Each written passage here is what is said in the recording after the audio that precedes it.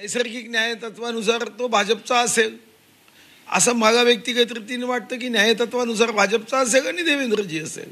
पण यामध्ये आजपर्यंत वरिष्ठांकडून निर्णय घेऊन आमच्याकडे जो संदेश यायचा आहे तो येणं बाकी आहे. भाऊ नरेंद्र मोदी परदेश दौऱ्यावर जाणार आहे, त्यामुळे कुठेतरी शपथविधीला विलंब होणार आहे. 2 डिसेंबरला नव्या सरकार शपथविधी होऊ शकतो अशा चर्चा सुरू झालेली आहे. ती भव्य आणि काय अडचण 2 डिसेंबरला जागेने काय नुकसान होणार आहे. आम्ही आहोत केअरटेकर गव्हर्नमेंट. काल तर मी बैठकाही सुरू केल्या.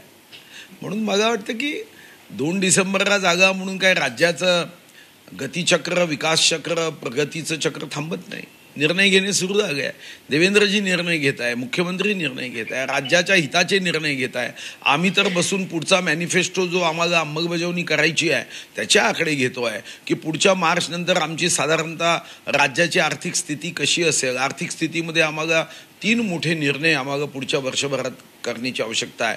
1500चे 2100 रुपये करणं, कर्जमुक्ती करणं आणि शेतकऱ्यांच्या खात्यामध्ये जे 12,000 रुपये देतो ते 15,000 करणं.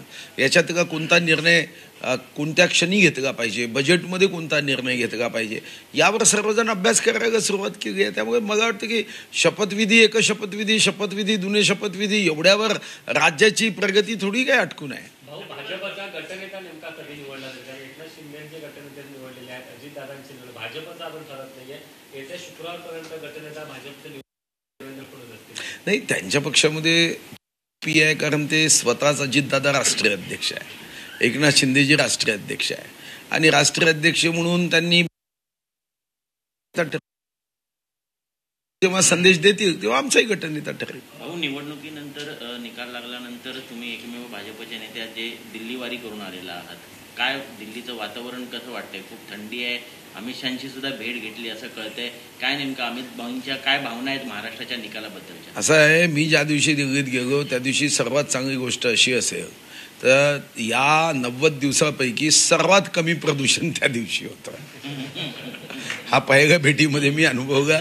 आणि हे मग राजनाथजींनी त्यांच्या प्रदूषणाची एक तिथं स्क्रीन लागली आहे. मला म्हणाले की सबसे कम प्रदूषण आज है इस 90 दिन का. दुसरं, थंडी तेवढी बोचरी नव्हती, थंडी चांगली होती, जी हवी हवीशी वाटणारी थंडी होती. आणि म्हणून मला वाटतं त्यानंतर दिल्ली आणि प्रदूषण मुक्तीकडे दिल्लीचा प्रवास जेव्हा बघितला तेव्हा मला आनंद झाला. आणि मी त्या दिवशी अमितभाईंना नाही भेटलो. मी त्या दिवशी काही अशा व्यक्तिगत काही भेटी होत्या. राजनाथ सिंगांसोबत माझ्या जिल्ह्यामध्ये सैनिक शाळा आहे, डिफेन्स आहे. मी किसन रेड्डीजींच्या भेटलो कारण माझ्याकडे कोल माइन्स आहे आणि त्याचे काही प्रश्न आहे. मी सर्वानंद सोनवालजींना भेटलो. इथं आमच्या JNPT किंवा BPTमध्ये आमचे मँग्रोव्सच्या बाबतीतले काही विषय आहे. आमचे काही इथं मोठ्या पद्धतीने आमच्याकडे इतके शिवकालीन आयुध आहे त्या संदर्भात मी भेट घेतली. राजनाथ सिंगांकडे 26 जानेवारीचं चित्ररथ आमचं जे आहे ज्याच्यामध्ये त्यांनी काही विषय दिले त्या संदर्भात आम्ही काही